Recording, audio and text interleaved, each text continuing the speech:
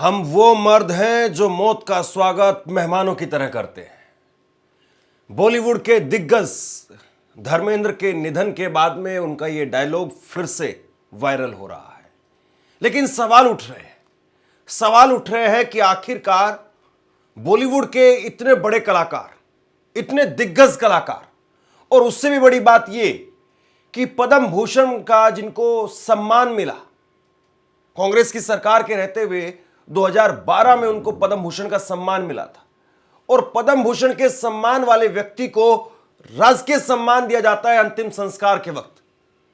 लेकिन कोई ऐसी तस्वीर वो सामने नहीं आई जिसमें कहा जा सके कि धर्मेंद्र को निधन के बाद में उनके अंतिम संस्कार के वक्त में राजकीय सम्मान दिया गया।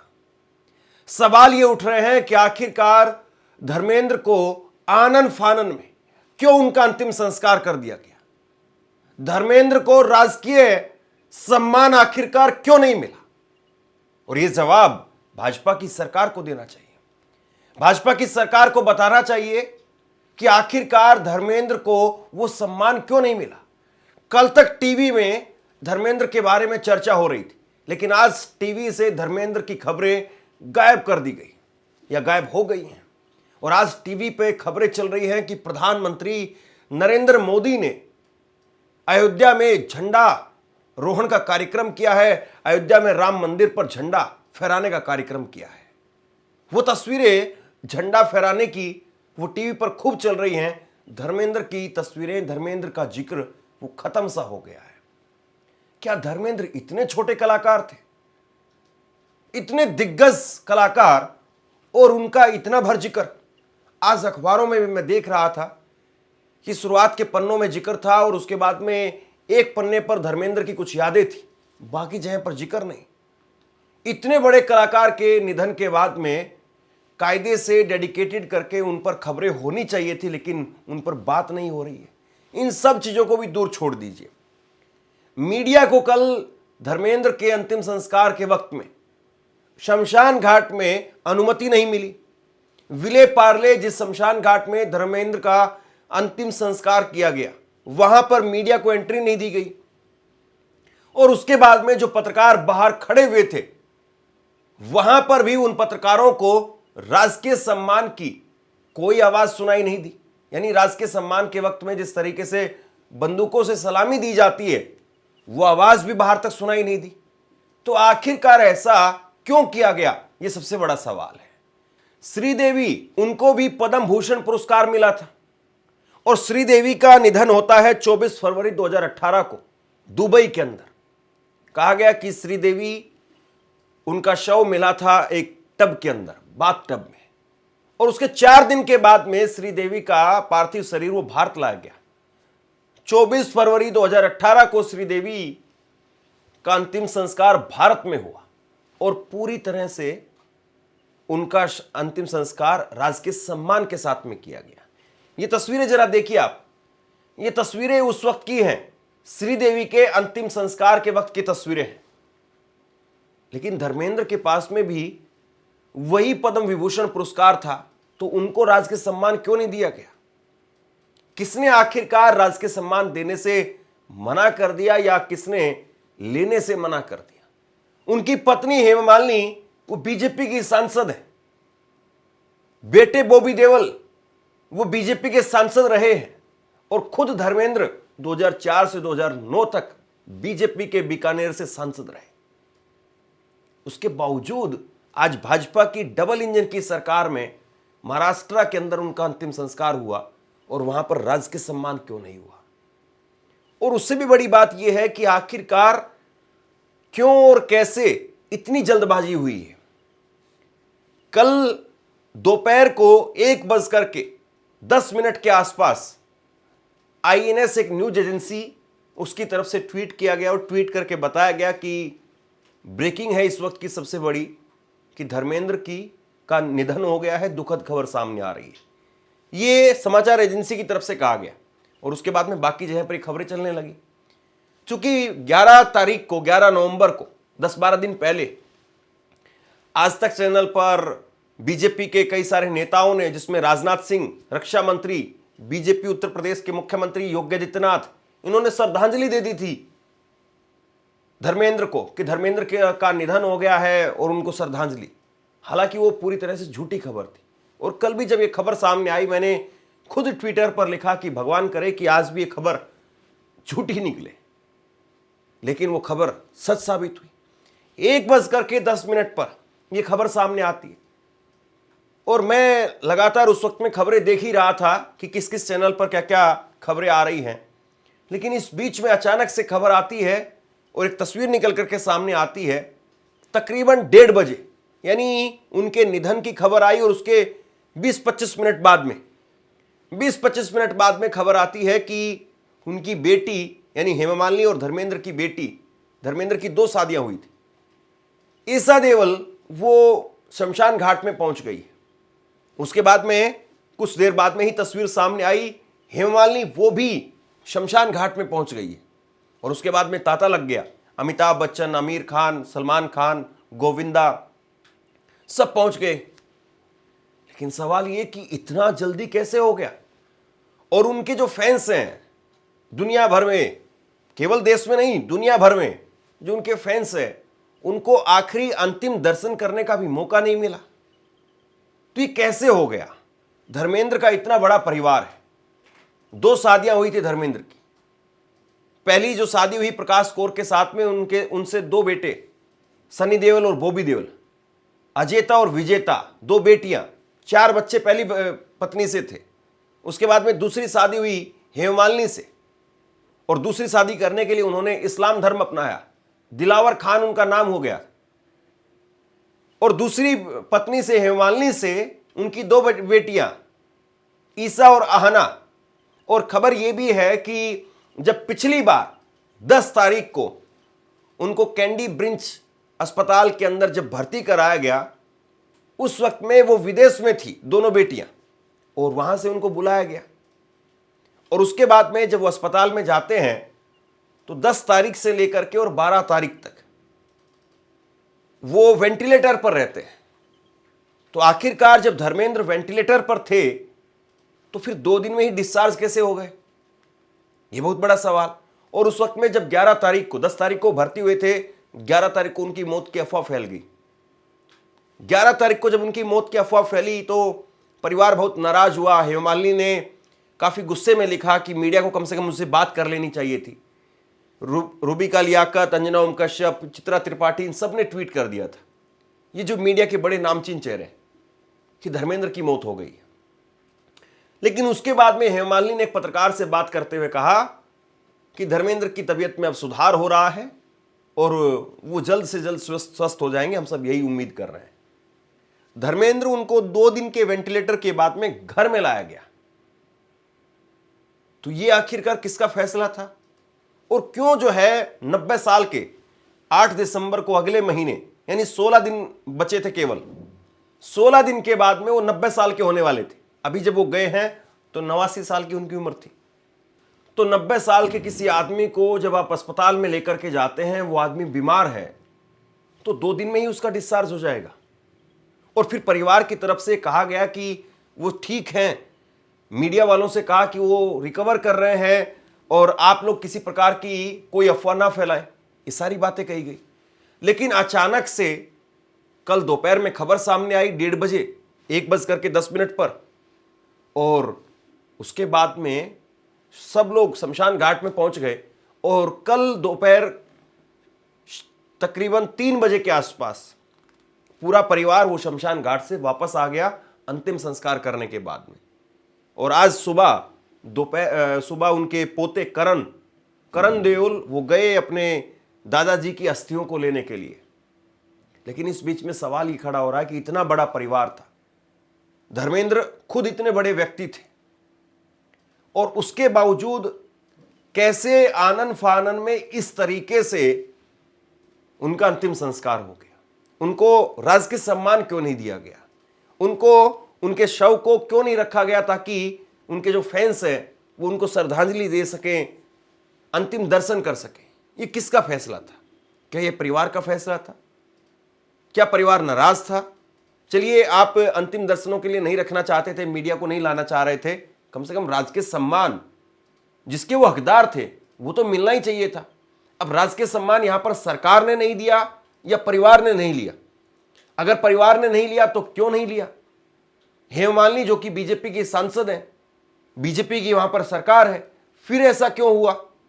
ये बहुत सारे सवाल उनके चाहने वालों में, उनके फैंस में इस वक्त में है। और जाहिर सी बात है, धर्मेंद्र जब कल भी निधन हुआ तो उसके बाद में भी मैं अपने साथियों से बात कर रहा था कि इतना सब कुछ, इतनी जल्दबाजी क्यों हो रहा है कि वहां से खबर आई है और तुरंत एम्बुलेंस की तस्वीरें आ गई। जैसे कि गांव देहात में लोग कह देते हैं कि मरने का क्या इंतजार ही कर रहे थे कि कब मरे और कब लेकर के जाए। ये बात मेरी कड़वी लग सकती है, लेकिन आप सोचिए कि उधर से मरने की खबर आई और उधर से अंतिम संस्कार करने के लिए लेकर के चल पड़े शमशान घाट की तरफ। और आज टीवी पर नरेंद्र मोदी की तस्वीरें हैं, धर्मेंद्र की खबरें भी गायब है, अखबारों में नहीं है, जबकि जिंदा दिल आदमी थे धर्मेंद्र। एक बार उन्होंने सुभाष घई को थप्पड़ मार दिया था स्टेज पर जाकर के, हेमा मालिनी के चलते। सुभाष घई वो एक फिल्म कर रहे थे हेमा मालिनी के साथ में, और उसमें हेमा मालिनी से उन्होंने कहा कि आपको स्विम सूट पहनना है वो, और उस कॉस्ट्यूम को लेकर के जो वो पहनने के लिए दे रहे थे, उस कॉस्ट्यूम को लेकर के हेमा मालिनी सहज नहीं थी, कंफर्टेबल नहीं थी। और उन्होंने कई बार कहा कि घई साहब मैं ये नहीं पहनना चाहती हूं, लेकिन उन्होंने फिर भी फोर्स किया। और जाहिर सी बात है, डायरेक्टर के पैसे लगे होते हैं, डायरेक्टर जो चाहे करवाता है फिर। और ये बात जब धर्मेंद्र को पता चली तो धर्मेंद्र शूटिंग के सेट पर पहुंच गए और सेट पर जाकर के सुभाष घई को थप्पड़ मार दिया। तो ऐसे आदमी नहीं थे धर्मेंद्र कि कोई बुजदिल हो, कोई कायर हो, या फिर दब्बू किस्म के आदमी हो। मुंहफट थे, कोई फिल्टर नहीं था, बिना किसी लाग लपट करके बोलते थे। धर्मेंद्र ने बाकायदा जब 62 साल की उम्र में उनके 37 साल के अभिनय को लेकर के 1997 में जब उनको लाइफ टाइम अचीवमेंट मिला, तो उस वक्त में वहां जाकर के उन्होंने मंच पर कह दिया कि आपने मुझे आज लाइफ टाइम अचीवमेंट दिया है, लेकिन कभी मुझे किसी अवार्ड के लायक नहीं समझा। और वहां पर भी एक लॉबी काम करती है, अवार्ड में भी एक लॉबी काम करती है। आप बताइए कि धर्मेंद्र ने करीब करीब 300 फिल्में की हैं और उसमें 150 के करीब उनकी हिट फिल्में हैं, और किसी एक फिल्म के लिए उनको काबिल नहीं समझा कि वो लीडिंग एक्टर के तौर पर या सपोर्टिंग एक्टर के तौर पर उनको कोई अवार्ड दिया जाए। कोई अवार्ड नहीं मिला धर्मेंद्र को, एक सिंगल अवार्ड नहीं दिया गया। और आखिरी में उनको फिल्म फेयर ने अवार्ड दिया, लाइफ टाइम अचीवमेंट का अवार्ड। और उन्होंने कहा कि मैं हर साल एक नया सूट सिलवाता था कि शायद मुझे इस बार नॉमिनेट किया जाएगा, शायद मुझे इस बार अवार्ड मिलेगा। लेकिन फिर मैंने वो सूट सिलवाना छोड़ दिया, और फिर मैंने सोच लिया कि इस बार अगर बुलाएंगे, अवार्ड देंगे, तो मैं कच्छे बनियान में चले जाऊंगा, टी शर्ट पहन करके चला जाऊंगा। सूट सिलवाना बंद कर दिया। ये एक तरीके से उस आदमी के अंदर की पीड़ा थी, ये उस आदमी के अंदर का दर्द बोल रहा था कि मुझे एक गांव देहात से आए हुए आदमी को तुमने इस काबिल कभी समझा नहीं। और धर्मेंद्र ऐसे स्टार थे जिन्होंने उस दौर के राजेश खन्ना के सामने टिक करके हिट फिल्में दी। और अपने बाद में आए हुए अमिताभ बच्चन का भी एक वक्त में पूरा दौर रहा, 1975 से लेकर के 1993 तक सुपर डुपर हिट फिल्में अमिताभ बच्चन की आती रही। लेकिन उस वक्त में भी अमिताभ बच्चन के सामने धर्मेंद्र खड़े थे, और धर्मेंद्र लगातार इस बात को चैलेंज के साथ में कहते थे कि अमिताभ बच्चन को कभी किसी भी फिल्म में अगर मेरे साथ में वो होंगे तो मैं उन्हें क्रॉस नहीं करने दूंगा, यानी उस फिल्म में मेन लीड एक्टर के तौर पर मेरी ही भूमिका होगी। और अमिताभ बच्चन को हीरो बनाने में भी उन्हीं का हाथ है। जंजीर फिल्म जो है वो धर्मेंद्र ने छोड़ दी थी, बाद में अमिताभ बच्चन को मिली और अमिताभ बच्चन उस फिल्म से छा गए। शाहरुख खान को हीरो बनाया धर्मेंद्र ने। हेमा मालिनी एक फिल्म बना रही थी दिल आसाना है, और उस फिल्म में वो शाहरुख खान को लेना चाहती थी, लेकिन शाहरुख खान को लेकर के हेमा मालिनी के मन के अंदर असमंजस चल रहा था कि ले या ना ले, लेकिन धर्मेंद्र ने कहा कि इस लड़के को लेना चाहिए और शाहरुख खान से स्पेशली कहा, और जब भी कभी तुम्हें जरूरत हो तो तुम मेरा नाम बोलना। यानी अगर इंडस्ट्री में तुम्हें कोई पूछे कि तुम्हारा गॉडफादर कौन है तो तुम मेरा नाम लेना, तुम कहना मैं हूं। और ऐसे ही सलमान खान को लेकर के खुलेआम बोलते थे कि मेरे 3 बेटे हैं और ये सलमान खान मेरा तीसरा बेटा है, ये सलमान खान मेरे ऊपर गया है। इस तरह की बात धर्मेंद्र करने वाले थे। यानी कभी दब करके उन्होंने जिंदगी नहीं जी, हमेशा खुले तौर पर जिंदगी जी। और वो हमेशा इस बात को कहते रहे कि शायरी मेरी असली पहचान है। जबरदस्त शायरी करते थे, जबरदस्त डायलॉग। कुछ डायलॉग उसमें आपको बताता हूं। कफन ओढ़ने वाले घंटे नहीं घड़ियां गिनते हैं, ये लोहा फिल्म में उन्होंने कहा था। अली बाबा और 40 चोर, इस फिल्म में उनका एक डायलॉग बहुत मशहूर हुआ, झूठ के चेहरे पर नकाब नहीं रुकता है, प्यार किया तो डरना क्या। इस फिल्म में उनका एक मशहूर डायलॉग आया, हमारी बर्दाश्त को हमारी कमजोरी मत समझना। और धर्मवीर का वो डायलॉग तो आप कैसे भूल सकते हैं, मर्द का खून और औरत के आंसू जब तक ना बहें उनकी कीमत नहीं लगाई जा सकती। यमला पगला दीवाना में उन्होंने कहर ढहा दिया था। उनका फेमस डायलॉग रहा, इलाका कुत्तों का होता है शेरों का नहीं। आदमी और इंसान, इस फिल्म का उनका एक डायलॉग, ये मिट्टी प्यासी है और जिस दिन इसकी प्यास बुझ जाएगी ये मिट्टी सोना बन जाएगी। और उनकी बहुत फेवरेट फिल्म चुपके चुपके, इसमें वो कहते हैं, बेगम इसका मजा चुपके चुपके करने में है। तो धर्मेंद्र वो रोमांटिक हीरो के तौर पर, धर्मेंद्र एक्शन हीरो के तौर पर, हीमैन के तौर पर बॉलीवुड में, पूरे देश में जिस तरीके से उन्होंने अपना मुकाम बनाया वो वाकई काबिले तारीफ है। और धर्मेंद्र की मौत के बाद में अब उनके चाहने वालों का तांता लगा हुआ है, लोग उनको अलग अलग तरीके से याद कर रहे हैं। बॉलीवुड के डायरेक्टर अनिल शर्मा, जिन्होंने उनके साथ में बहुत सारी फिल्में की, सनी देओल के साथ में बहुत सारी फिल्में की, उन्होंने कल एक वीडियो पोस्ट किया, तकरीबन 5 मिनट का वीडियो था। आप सोचिए कि आज वो आदमी नहीं है, लेकिन तब भी लोग वीडियो बना बना करके उनके बारे में उनको याद कर रहे हैं। अनुपम खेर ने एक 5-6 मिनट का वीडियो पोस्ट किया और उनको याद किया। अनिल शर्मा, उन्होंने लिखा कि धर्मेंद्र आग थे, उनके भीतर एक आग थी। और ये सच्चाई है। धर्मेंद्र को अगर आप देखें, उनके डायलॉग्स को अगर आप देखें, और उस वक्त में टेक्नोलॉजी इतनी फास्ट भी नहीं थी कि आज के वक्त में, आज एआई है, बहुत सारे ऐसे टूल्स हैं, बहुत सारे ऐसे सॉफ्टवेयर हैं जो कुछ का कुछ बना देते हैं। लेकिन उस वक्त में जो था वो अंदर का था और उसे ही बाहर रखना था। और धर्मेंद्र ऐसे हीरो के तौर पर रहे कि जो ब्लैक एंड व्हाइट फिल्मों से, और आज आप देखते हैं कि मल्टीप्लेक्स खुल गए हैं, वहां तक का उन्होंने सफर तय किया।